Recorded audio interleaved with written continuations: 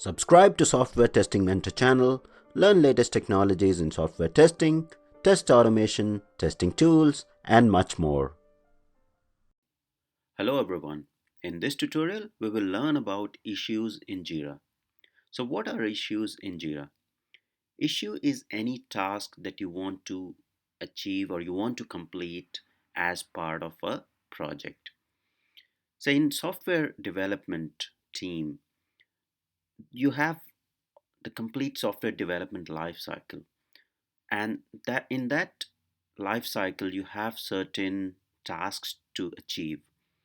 So what Jira software does is it provides you different options or different issue types that are relevant to the particular phase of that software development life cycle. So for example, in agile development methodology, you get an issue type as story to create a business requirement or end user requirement.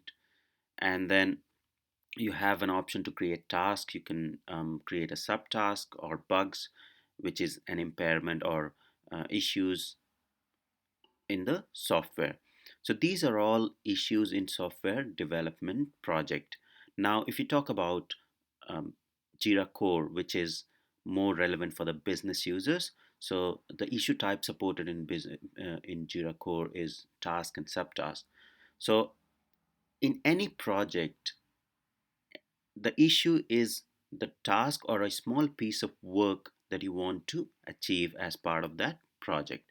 So to see what all issue types are supported in Jira software, you just need to click on create button and you see the issue type here. You have these are the default issue type: task, story, bug, and epic are the default issue types that are being supported by the Jira software.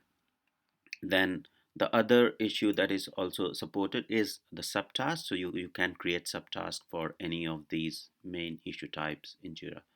So that is pretty much about introduction to the issues in Jira. In next tutorial, we will learn um, all the issues in more detail. Thank you.